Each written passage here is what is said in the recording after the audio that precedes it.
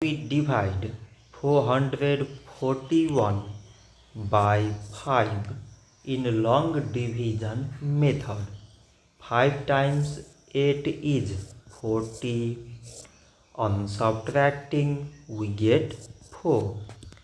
So now we put down this 1 and it is 41.